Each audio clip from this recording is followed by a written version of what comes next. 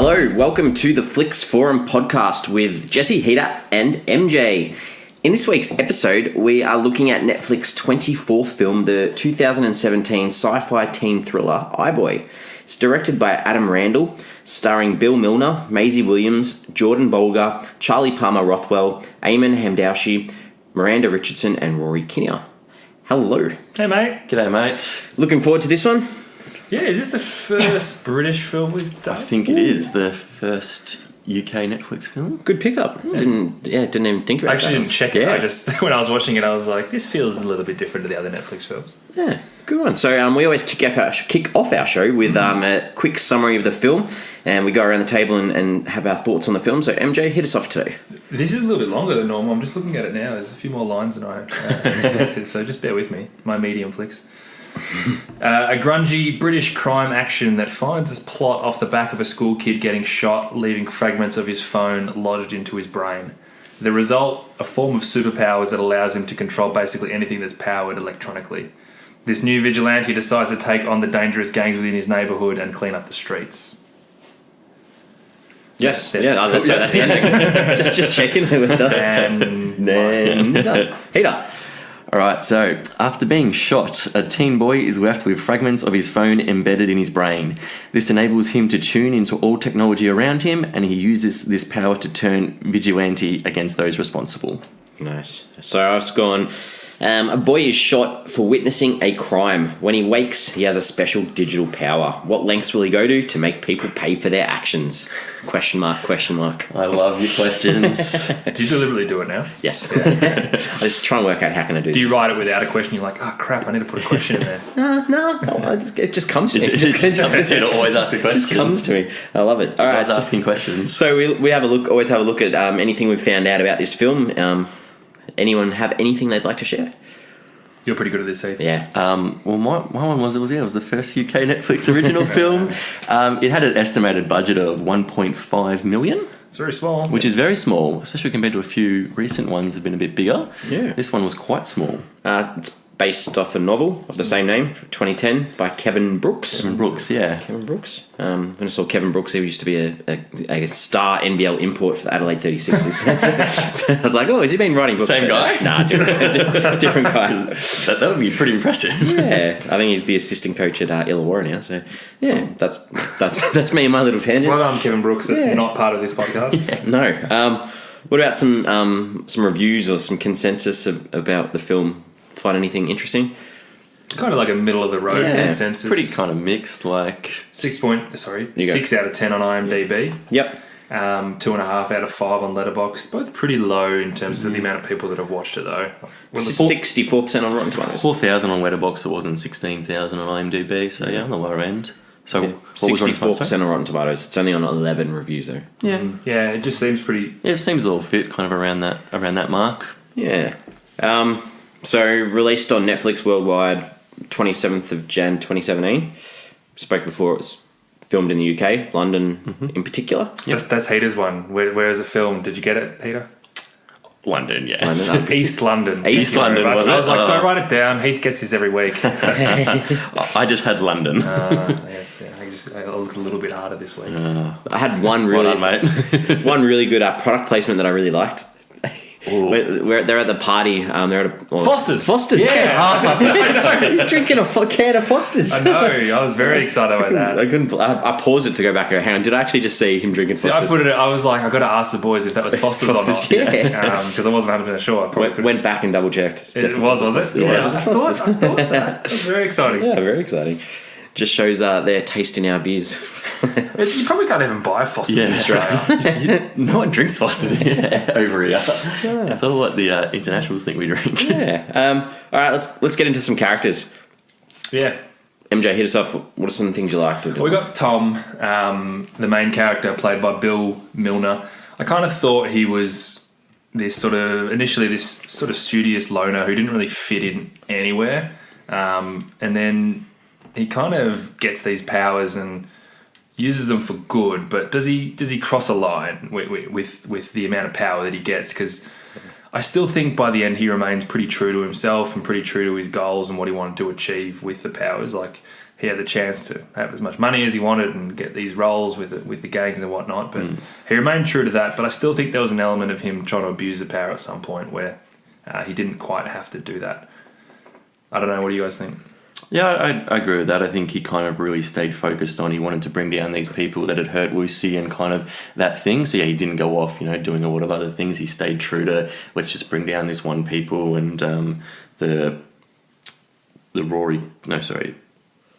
Aymen. Yeah, Aymen, yeah. So the Rory Kinnear character, so kind of bringing those down. But yeah, I agree. I think he went off Had a bit of fun with it. Yeah, he definitely kind of did more than he needed to, and it kind of backfired a little bit on him at points. Yeah, I didn't think he was a very likable character. Like, I didn't find him very likable, but I still felt for him as a character, and I wanted him to succeed still. Yeah. Even though he wasn't. I'm kind of the same. I still rooted for him without really liking him too much. If he'd have been killed or died, I don't think I would have felt that badly. Yeah. But yet I still somehow was rooting for him. It's because the people he was against were even worse. Yeah, that's true. Yeah, I don't think any of the characters were really that interesting or likable. I like the fact that Lucy wasn't like the damsel in distress that needed his help, and he kind of took it upon himself. No, you don't agree? I thought that she was just a plot progression.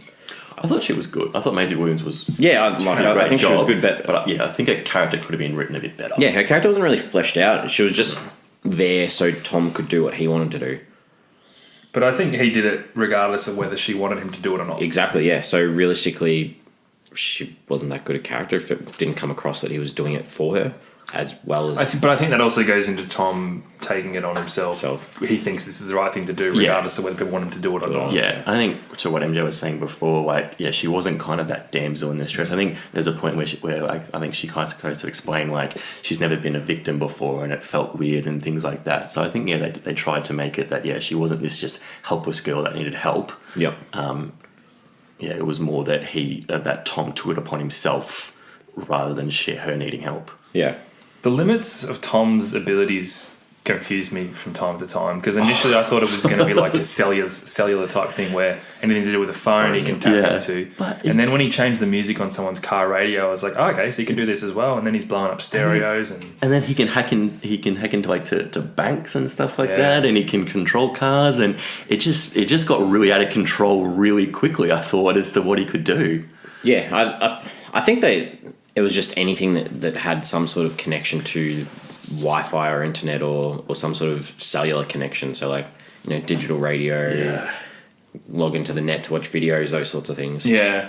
I guess he was kind of learning what he could do. But when he first changed someone's music, they were listening to rap music and he changed it to opera music. Yeah. I was like, as if you can do that. That's his car stereo. Yeah, but digital radio. It's the way that. Do you think that they had many digital radios in that neighbourhood? Yeah.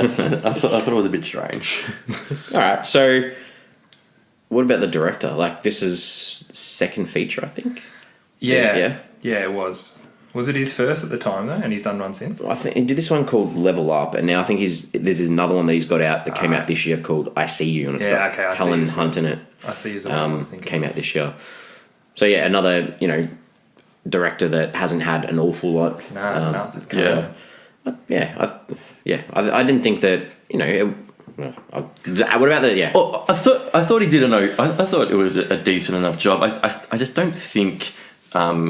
the writing was good enough maybe for him to work with. Maybe that might be part of his responsibility, maybe of how it went. I don't think the movie was just flushed out enough. Yeah. And you got to think too, it's based on a teen book as well. So what you've got to work with, and you probably see this in the Hunger Games and the Divergent sort of series. There's sometimes it looks good in a book when you're reading it, but then sometimes it doesn't translate to screen as well. Maybe. I read that the book itself was. So it kind of kept the same tone, this film. The book was very violent, very dark, very gritty. The same attack happens to Lucy at the start that happens in the film. And Tom reacts in the same sort of way, but they did change a lot from the book to the film, and mainly around Lucy's character and her story arc. They added in different characters around the narrative, but in terms of the overall tone and feel, they kept it the same as the book. So Do they explain how the phone gets in his head? Like, is he shot and it shoots him in? Like, he's got his phone above his head and it shoots the phone and then shoots his head. He's on the phone. So the bullet goes through the phone into his head. Well, that has to be because like that. when he wakes up and he's in the doctor's surgery, and the doctor says something about the phone in your head or whatever. Yeah. And I was a bit confused. I was like, is he having a crack about him using his phone or what? No. So yeah, It was literally like the bullet has gone through the phone, and some of that phone has then landed in his head. with the bullet has gone into his head. Yeah, it's pretty crazy. Yeah, it's Into his brain. It's a pretty big scar he's got on the side of his head. that was a very big scar, wasn't He it? got shot in the head. Just a little bullet hole, but no, it was a massive scar. What did you think about the actors in this film? Well, as I said, I liked Maisie Williams. I thought she did a really good job with kind of what she had to work with. I thought that Rory Kinnear was good. I really liked Aymen as a character. I hadn't seen... I mean, I've seen it. Rory Kinnear's in a whole bunch of stuff. I don't really recall him playing a villain too many times from memory. He's normally playing a good guy, so I thought he did a good job as well as playing that villain. I thought that character stood out for me. That, like, all the bad guys were just these kind of junky guys. Yeah. And this guy really had his head screwed on. I liked the fact that he, like, recognised the value of Tom. Yeah. And he wasn't just going to be like, this kid's screwing around with me, I'm going to let him know about it. He's like, oh, this could be a good business venture for me. Yeah. And he saw a bit of himself in him in that, he'd grew up in the same area, but then also there's that reveal in the car that, hey, I might be your dad sort of thing as well, which I was like... Well, that's the thing. Every now and then he kind of slipped into this, oh, you're a massive dick kind of guy. Yeah. Which almost felt out of character for him. Like, even at the end when they had that big fight in the rain, I was like, this is not the Aymen that we've kind of been introduced to. But I guess, he's been such a bad dude that he's got to have it in him somewhere. He just kind of goes from the cool and calculated kind of... Really calculated. The boss kind of guy into, I'm going to pick up a pole and fight on the street, like in the rain and get down and dirty, which is probably where he had to be when he was a teen, probably at Tom's age, to then rise up the ranks to be the leader of this boss. I was actually refreshed by him as a character, though, when he came on screen. I was like, this is not a bad character. I thought the Bill Milner guy, I thought he was pretty good. He was fine.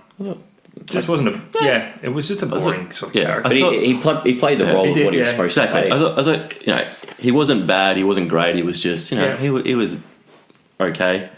I mean, you were supposed to, but I really hated the character of Eugene. So, I mean, I guess that's probably a good job by the actor, maybe, or just... He's just that typical bad guy villain. Does all the even wrong just things. as soon as I look at him, just the look at him, I was like, I just hate you already. Felt like a really heinous crime for these school kids to be doing. Yeah, I mean, they're already caught up in the gang kind of thing, but it's just sort of like reflecting the area that they're living in, though. Exactly. They all live in these apartment This blocks. is what got me right. You know how Aymen talks about, we're so close to all the rich people living across the street or whatever. I didn't get that vibe at all, that there was like this juxtaposition of rich and poor in this neighborhood. Yeah, I did, because there were the constant shots of these lovely nice buildings of the city, and then as soon as you go from those shots, then you had this aerial shot of these apartment blocks. So you'd see these awesome nice buildings and all these pretty shots of London, and then you cut straight to where they live. The slums. I thought they did a really good job of kind of showing you like the projects of where they live, and then you saw every now and then the background of the lights. I think they did a poor job of that.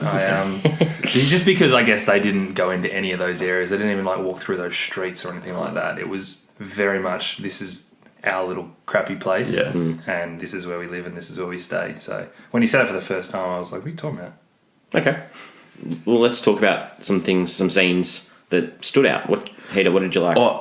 Just in general, I really loved the look of like the grittiness of that housing estate, the slums they were living in. Just real nice and dirty and gritty. I thought they made it look really good, and to show that lower side of London. And there was even there was like a scene where it was like Lucy had been out and about, and they go back and they're going back to a house, and there's still the blood on the door, on the front of the door. I noticed that as well. Yeah. I'm like, this has been a while. And it's just like, okay, so there's very little change in this apartment block. Everything stays stagnant in what it's like. I thought they showed that whole estate really well, that dirty side of it. Yep. MJ? Yeah, I liked a few scenes. I kind of started to enjoy it more when he kind of had a bit of fun with his powers. Yeah. So I liked when the video that he played at the school assembly of the guy jerking off. And I actually, what about when the teacher who was trying to get her attention just eventually started yelling out, "Stop the effing video!" It escalated really quickly. So I like the precursor to that as well, like where Tom's in his room and he's got all of those bad guys and he's playing around with them in their heads. Yeah. So who's the video of masturbating? It's one of the... Was it Cass? It's the guy. No, it's the guy who gets hung. The guy who necked himself. Yeah. Okay, so that's Cass, right? So to me, there's that confrontation later on in the film where the cuts guy goes to him and goes, "Why is stuff happening to everyone and nothing's happened to you?" Yeah. And I was like, I'm like, weren't you the one that had the scene shown in front of your whole school? So it's not like nothing had happened to him. Yeah, but it was more that the other guys got arrested, and he was the only one that didn't get arrested by the cops. Because he ran. Whereas, around. I'm sure that Cuss doesn't really care about, about him getting embarrassed in front of the school compared to the other guys getting arrested. To me, I was like, I feel like he's copped a flack in this film. Yeah, but to that point, I don't think Cuts would have even known that. Yeah. I liked it when they all confronted him and he sent them all a text at the same time saying, "Wrong guy, dickhead." Yeah. That's when I'm like, this guy's playing it pretty well. Yeah, that He's was been cool. pretty smart. Even the scene in the car that was smoking up and exploding. That was when I'm like, he's losing control a little bit. But I really like that scene where he had him in the car and walks it and it's smoking up. He's trying to get the boss's name out of it. It catches fire. I thought that was a really cool scene. And what I liked about that scene too is Tom was standing there in the background watching, and he had that sort of balaclava across his mouth, which was the same things that the guys that broke in at the start. So it's sort of that change in his character where he's sort of... That's when he's slipping. He's turning a bit dark now. Exactly right. I also like the scene once he's got all the drugs and he's setting them all up in the little bags and he plants them and tips off the cops and get them all in. That was a really real cool, planned out way and good scene of getting them all arrested. Yeah, the follow-up, the scene of the cops all breaking into all the houses, that was really cool. Yeah, that was really cool and really well done, and them chasing him out through the courtyard of the towers as well. What did you think when he broke in to get the drugs and he's messing up the place? I thought that was cool, well done. I thought it was really cool, but then I'm like, they're going to burst in. What's going to happen when they burst back in and he's in there? How's he going to get out of it? But then it didn't work out that way. But no, that was still cool. He's kicking all the bottles around and smashing them. And they did do a really good job with a small budget, especially with the tech side of things, with all the visual effects of him, looking on the screen, which is his eyes, really. But I like that slow reveal at the start of him getting to work out what he's doing, and those images on the digital images on the screen, sort of showing what was going on as well. Yeah, actually, the very, very opening scene, how it was just like the sky, the night sky of the whole city. Looked so pretty, and I'm like, this is going to be quite an expensive film. Yeah. And then the next scene, it looked pretty cheap. So I was like, okay. But they did that scene a few times where they showed the whole city, and it looked really nice.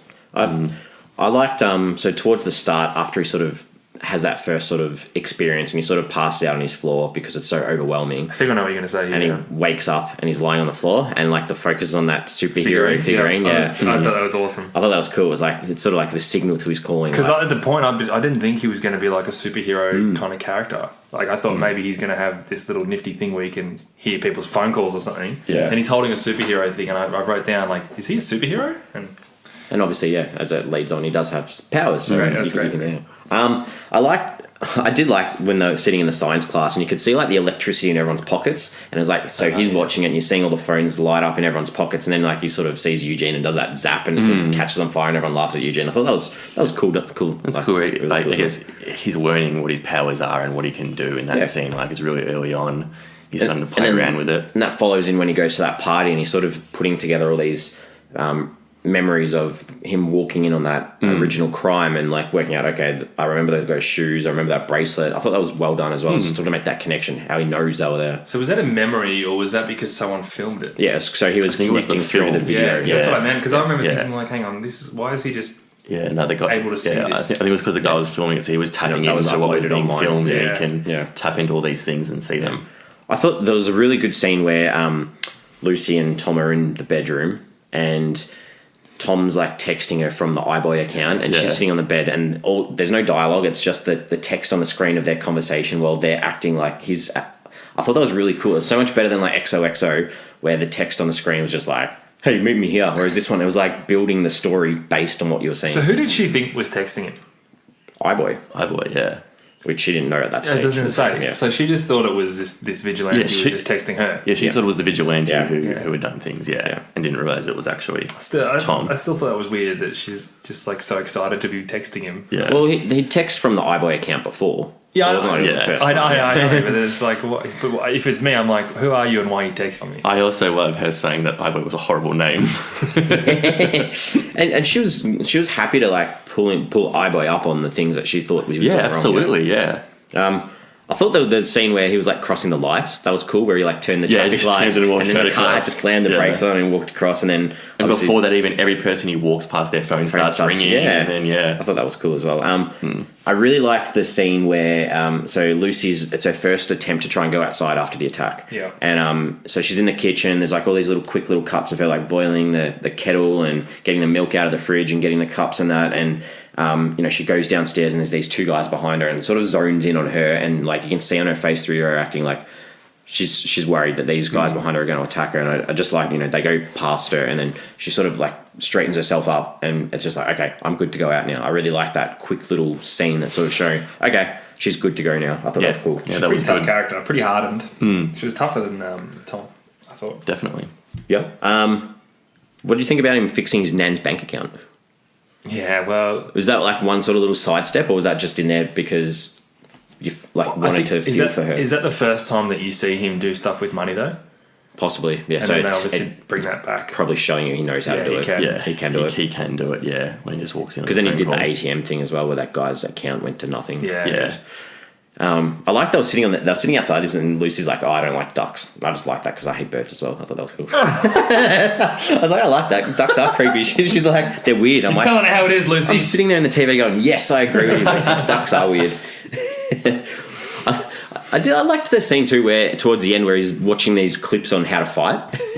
And he's walking along there. Ah, that's right. I didn't like it. No. This is how you punch someone. Okay, I'll just. It just shows he obviously doesn't have any physical, like a part in his body that wants to hurt anyone, but he's like has to learn how to do it. I suppose it allows you to realise, because if he had a belt to that bloke, I'd be like, how the hell did he do that? So just what I didn't like with that was, it was kind of, he watches these videos and suddenly he knows how to fight. Like, it's not like... He's not a robot. Yeah, I think it was like in like The Matrix maybe or something, where he learns all these videos and then Keanu Reeves can now be that awesome fighter. But this guy, he watches a bunch of YouTube videos and now it's like, I can fight. Now it's kind of like, I don't think it goes that way, that someone, just because he watches a few YouTube videos, you know how to beat up these harder guys. Did he watch a few or did he watch one? It was just a couple. It was like, this is the pinpoint bang. It was a pretty short 10 scene, meters away when he decided he was going to do it. I also get it also showed him like where to punch, and it showed where the guy was vulnerable. But that doesn't still mean that he knows how to throw a punch properly. Like if he's never thrown one before, you can know like the correct technique to throw one. But if you've never practiced it, like it's not going to work out. So I just thought that was in an unrealistic kind of movie. That was a bit too far fetched for me. I thought it was cool because it was better than just him walking up and then knocking this guy out. Because we haven't seen I don't know why he's such a badass fighter. Yeah.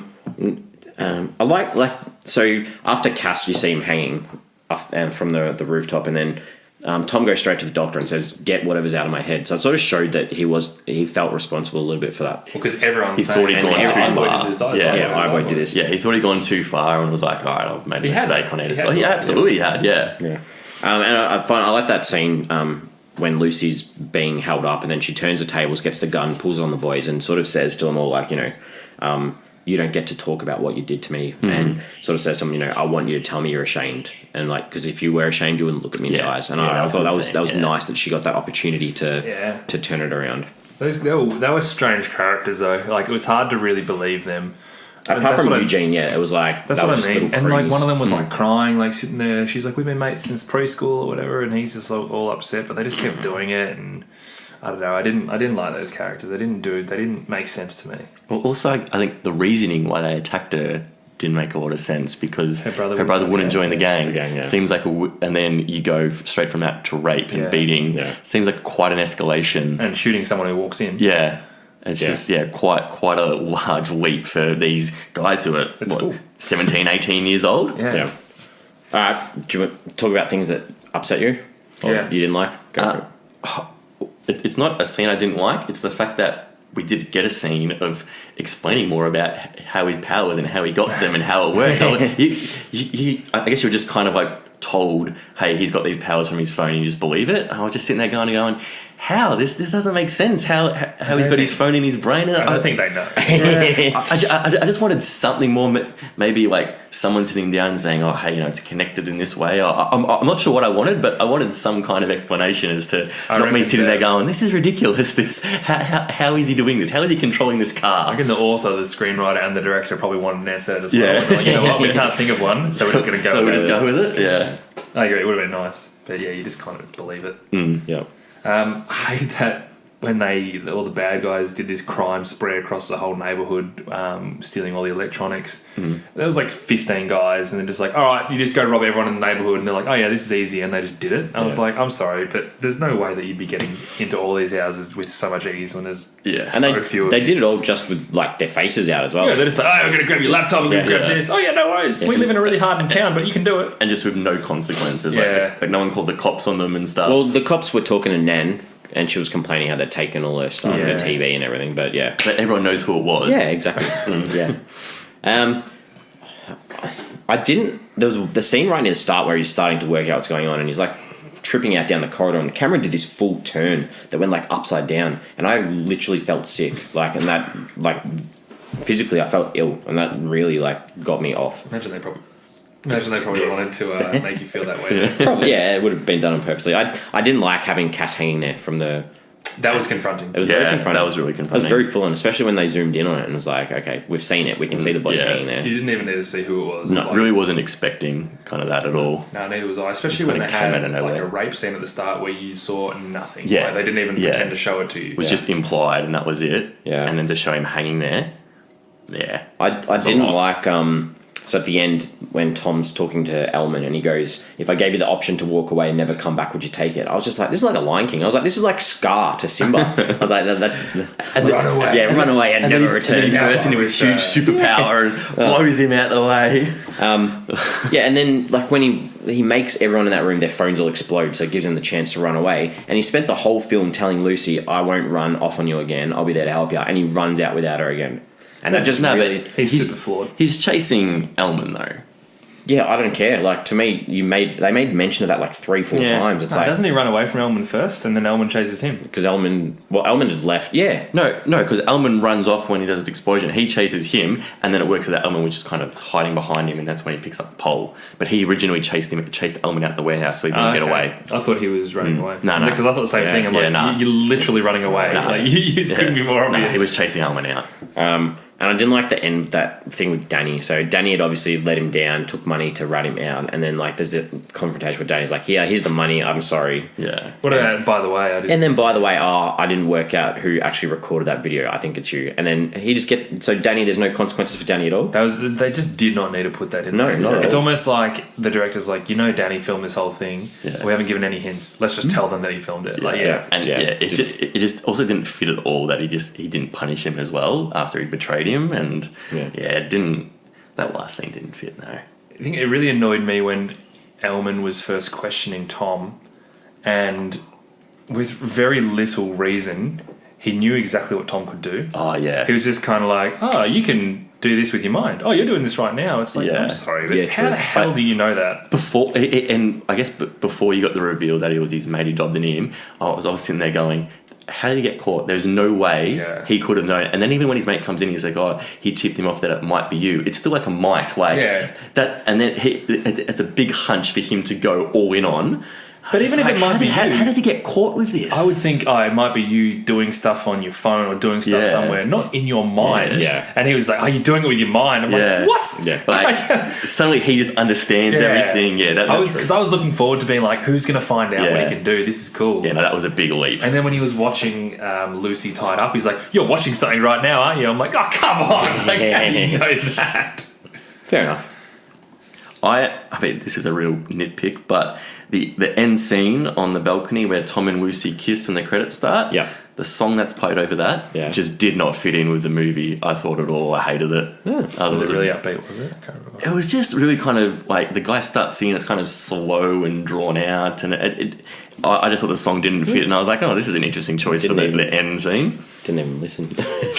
It was a bit disappointing the way it ended in that final fight scene. I guess you call it a fight scene. Yeah. I like the fact that going into them coming to that warehouse, I wasn't quite sure how it was going to end, and that's good. But it annoyed me when he did that thing where he blows up all their phones and they'll go, oh, what's going on? And the main guy or the main bad guy is still conveniently alive, and I'll let that go because that happens in most films. But then he just finds this superpower that he didn't know he had, and he's just like, oh, I'm Thor, by the way. Yeah, that's super. And does blowing up the guy's phones in their pockets, does that take them out? It startled them, that's what I thought it was. And then they're all just in there. Wouldn't they come out as well, or does that just knock them out? It was very far-fetched. I'm like, this is just going to end like this. Oh, it ended. That's kind of how it felt. Yeah. All right, what do you reckon? Do you like the ending? I felt it was nice that they were together at the end, and they'll make it because, he'd asked her out to dinner before, and then obviously they're closing that tie where they've got that picnic rug set out with all the food sort of thing. I'm okay with all that, but what do you think about where he kills Aymen? I kind of wish he didn't have this new superpower. I thought that that explosion from him should have wiped him out as well. Oh, that would have been cool. Yeah, I wouldn't mind that. I like that. Because realistically, if you're using that much power and energy, surely that's going to wipe you out. Sacrificing himself. Or I thought the other thing would have been that it would have destroyed whatever thing was in his brain. Yeah, that's good. So you get the idea that he's just still living with that, yeah? Yeah, I think so. Yeah. All right, let's have a look at some themes or some stuff in the film. Because it was trying to say a lot, I thought. Yeah. I think to me the biggest theme of the whole film was about power. Yeah. And it was really nicely illustrated by Aymen because Aymen had tons of power, and I think he literally says, in case you're wondering, that's what power looks like when he's shoving money into Danny's mouth. Yeah. Because then that was kind of when Tom realised, oh geez, I'm really exploiting this power. I don't want to be like Aymen. So it was a nice thing on the dangers of power. With great power comes great regret was one of the quotes from the director. Yeah. And I like that the power too, it was more this knowledge as power as well. Because Aymen kept talking to him about, you're a smart guy, that sort of stuff. And it's if you use your brain, you'll do better than using your fists sort of thing. Rather than going and bashing people up, if you use what your brain can tell you to do, you're going to come out with more power. Yeah. I think to your point about the handkerchief thing over the mouth, that was when Tom was realising the power he had, and he was using it for the wrong reason, stooping down to the level of the guys that had, because they had power at the start when there's 4 guys on one girl. Yeah. They had tons of power. Yep. What about revenge? So revenge sort of, this film resulted in no change. Because at the end you still see that Danny's still with that gang. So there's still a gang there, even though you've wiped out the main guys from this gang, the gang still exists. So even though you may go on this revenge thing. But didn't Danny say at the start that he wanted to work his way up to the top to make change as well? I think Danny just wanted to be at the top for his own intentions. I think he did, but I think that he also made a point because when Tom asked him about what had happened, he's like, wasn't these guys, I wasn't there, and I think he said, but you're a part of them. He's like, but I'm trying to get to the top and it'll be different. I think maybe again, he could have just been saying that to Tom just to tell him what he wants to hear. Yeah. But I also think that Danny was an absolute scumbag, so I probably don't believe him. But he did try and tell Tom, I'm trying to get to the top to make a change. So if he gets to the top, what's he going to do? Start get his gang to make playgrounds. I was going to say, I don't see it happening. No. I like the fact that it came down to that whole playing the hand that you dealt. And Danny kind of made the point with Tom, I thought you were going to be the guy that gets out of here. You're so smart. You do all this and all that. But Danny has just accepted that he can't. And it's a choice as much as they want to be like, oh no, we and even Aymen comes from this place. Yeah. He talks about Tom's mum and he talks about how it's obviously been like this forever. Yeah. People who live here, this is the path we go down. But Tom's desire to try and buck that trend is actually kind of admirable. Yeah, and even when Danny gets off the bus before he gets to school, he's like, you're not going to school. He's like, no, I'm done. I'm like, he's not trying to better himself at all. But I mean, they paint it as a difficult thing to do, trying to buck that trend. Oh, absolutely. And then, like we spoke before, they did this well by setting up this culture of violence and crime in this sort of town. Like it's hard for them to break that. Exactly. Sort of and that's like I thought, like we were talking about before, that Elman guy, like he was more about talking about being proud of your talents and using your talents for good. Yep. And like, is Tom a hero? Like that, like this thought of they have that shot of is the vigilante. Is he a hero? Or is he just a bad guy doing good things? Nah, I think he's a hero. I think he is in this movie.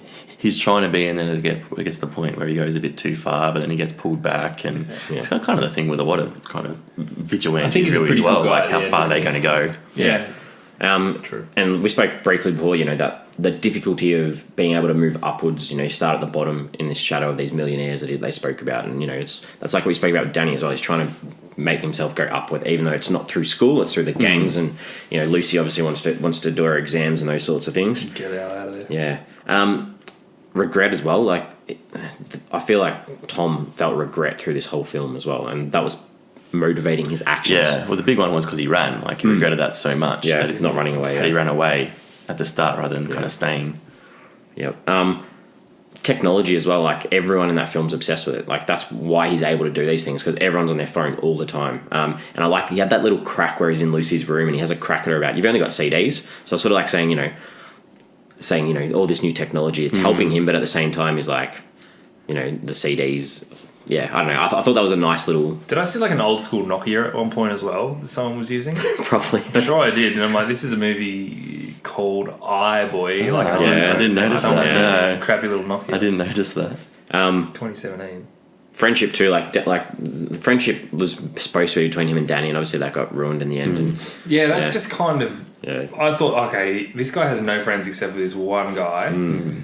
And they never really were that close friends. No. So, and then Lucy, they talk about him. They weren't close before the film started. No. But his nan went and spoke to Danny, tried to build that. It seemed like Tom and Danny, were childhood friends that have grown off, and one's gone down the darker path, one's gone down one path, but they still kind of have that, they're I'm not sure if it's a friendship, just the acquaintance really, but obviously his nan feels comfortable enough going to him because she probably grew up with him like their whole life.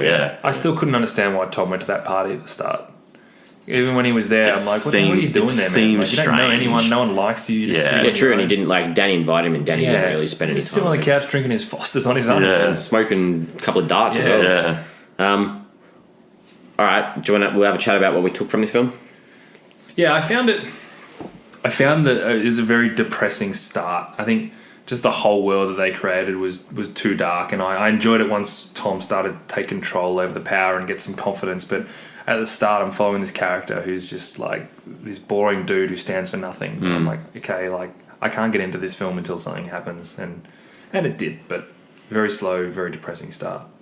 I thought it was well made for the budget it had, and I thought for the budget for sure. Which I thought the special effects that we used throughout were like really effective, and they added to the story. I really agree well. with that. So They did a really good job with that. Yeah.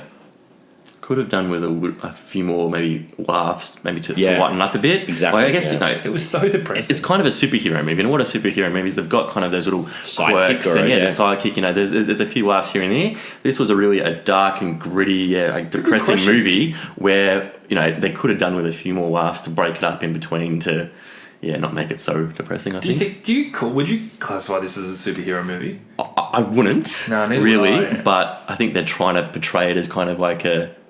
I think they're trying to make it one, but I still wouldn't call it one. If that makes sense. I don't know, because a superhero movie, to me, you need more background on how they get the superpowers, like you spoke about. Which is what I wanted. Yeah, that's what I hated. So generally, if you're going to start a superhero film, there's that build up of how and why they were deserving of those powers. And there was no background. Less about that, wasn't it? It was just about it was an accident that happened. Whereas, and I guess like Spider-Man, it's an accident, he gets bitten by a spider. But you've still got that background. But it's like a radioactive spider kind of thing. And whereas this is just he's using a phone and it gets lodged in his brain. This isn't some special phone that gets in his brain that does it. This is just your normal standard phone. Does Danny give him a phone at the start? Like the very first scene, he's like, here's your phone. I thought that something was going to happen with that phone specifically because it was a stolen phone. Yeah, true. Oh, that's right. Because there's a photo of other people on it. He's like, yeah, man, what do you think? It wasn't stolen or something like that. Yeah. And that was obviously the phone. But I couldn't quite link what was the point of it being. So maybe the sequel is that Danny set up that phone to have powers in it, and then Danny was the one that actually shot him because Danny wanted to get lodged in his brain. That would be awesome. I really hope they don't make a sequel for this. Kevin Brooks. I'm taking the ideas if you write a sequel. That would be pretty cool. This would have been alright in the cinema. Like, I still probably wouldn't have paid to see it though. Like, it would have been. Yeah, I was happy just watching it on Netflix. Yeah, it's a bit of fun. Yeah, it was fun. Yeah, Fun. IMDb. Fun, but like depressing. yeah. So true. Yeah, probably not fun like that. I enjoyed watching the movie. Yeah, but yeah, with it's pretty heavy. It was heavy. Yeah, it was heavy. Yeah. Did anyone get on IMDb IMDb? If we get on during the film to check anything out? I jumped on for Cuts. Oh, yeah. Who was Aymen Hamdouchi. Apologies if I pronounced your name wrong. He just looked really familiar. I'm still not sure where I know him from. He was in 2 episodes of The Night Manager, which I watched recently, so maybe I saw him in that. But he's just kind of in a lot of small roles, but he just looked familiar. What you should do then is Google his name and then The Night Manager, and there might be a few images from there, and then you can be like, that's how I recognise it. Yeah. That's IMDb like 2.0. Wow. That's a lot of trouble. Yeah. MJ? I actually did it for the director because I thought when it came up it said Adam Randall, and I'm like, that name rings a bell, but definitely didn't know it. Yeah. I looked up Nan, so Miranda Richardson. I was like, I know you from somewhere. She's Rita Skeeter in the Harry Potter movies. Oh. The journalist Rita Skeeter, yeah. Ah. So that's, yeah. So, okay. yeah, I was like, I know you from somewhere, and probably because I've seen her in 8 movies. That's where I'd recognise her from. Yeah. Interesting. Yeah. All right, do I have any questions for each other? I got a couple. Yep. Yeah. I'll go. You go. You go. Well, my one was a few times he got money. He paid off the nan, his nan's bank account. He put money into Elman's account. Yep. Was he stealing money from the bank and putting it in there, or was he just creating money out of nowhere to bank up the account?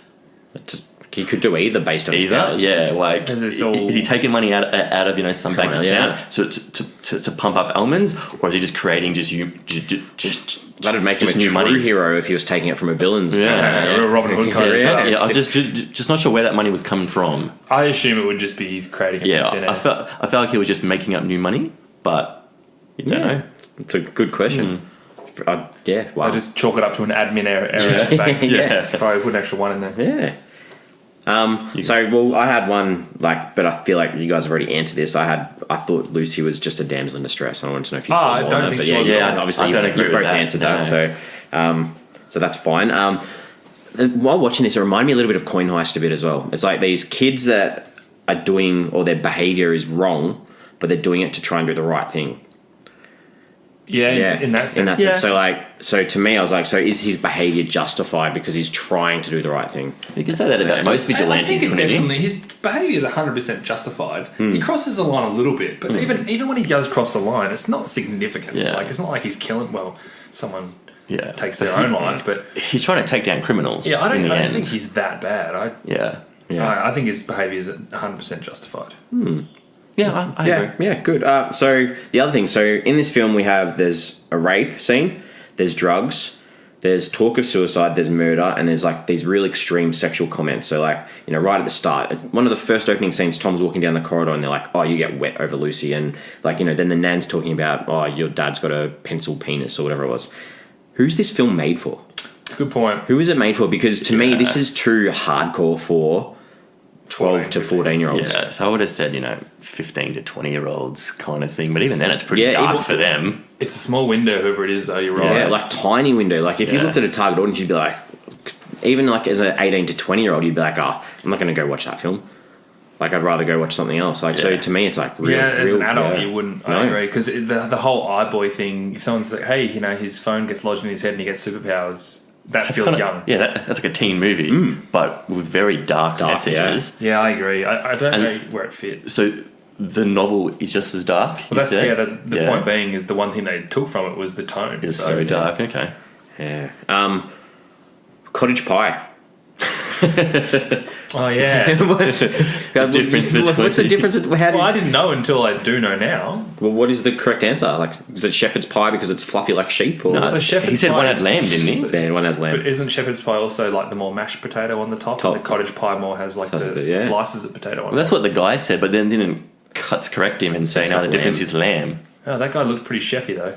He did. Yeah. He was doing a good job in the kitchen. I should have looked that up.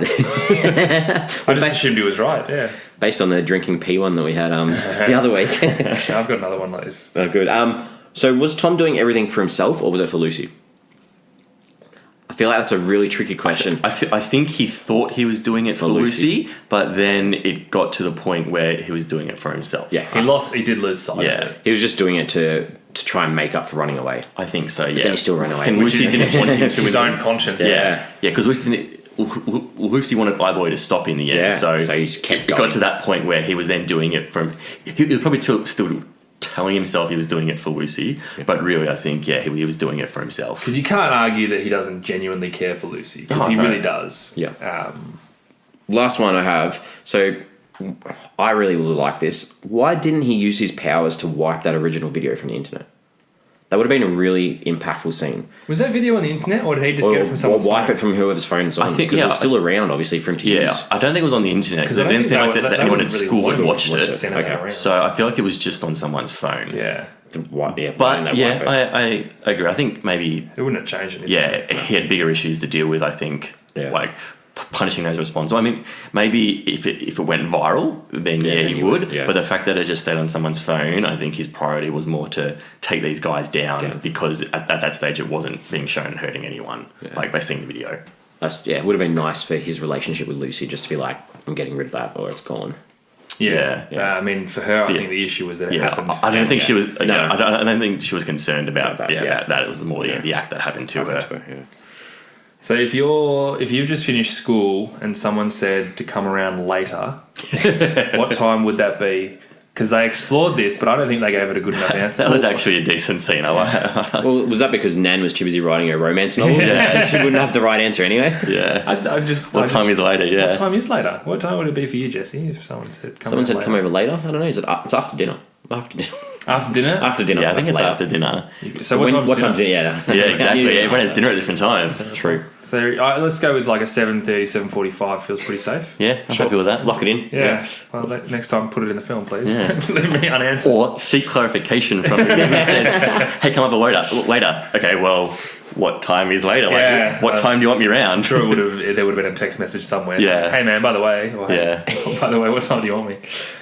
All right, are we ready to move on to give our ratings? I think we are. Yeah, so we always give our films a rating out of 5, and then we put them together to give our overall average on Flix Forum. Flix Forum, MJ, hit us off. It wasn't too bad, but it also wasn't my cup of tea. I found the whole situation a little too dark, which tested my enjoyment level. And when none of the characters were particularly interesting, it made it even more difficult. But it's definitely watchable. I'd give it 2 stars. Cool. So I thought this was a nice little film. I probably wouldn't have seen this if we weren't doing the podcast. I thought the acting was good, and I thought the digital effects worked well while exploring, quite a few little different themes. The only thing, like we spoke about before, to me, it was missing a little bit of light humour, a little bit of a laugh every now and then. But I highly recommend this film. I liked it, so I'm giving it 3.5 out of 5. Heater, you'll go.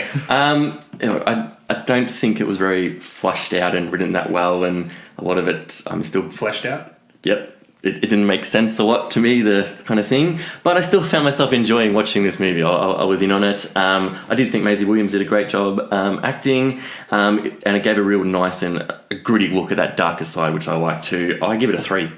Cool. So we'll give you time to add that up. What does it give us an average out of 5? We're at a 2.83 out of 5. Oh, good. Very good. So we like our social media channels, and each week we pop up a question on social media. So this week, I want to know, will Tom be able to upgrade the software in his head in the future to continue his work? What more upgrades does he need? He's got a hell of a lot of power. Well, but surely that technology in his head gets outdated and it needs a software upgrade. Yeah. So what's going to happen? What's going to shoot into his other ear? What's going to happen? He's going to have to get it replaced.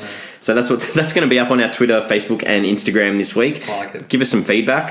You can subscribe to us on Apple Podcasts, Podbean, Spotify. Please give us a positive rating if possible. If you've enjoyed us, if you haven't, keep that to yourselves.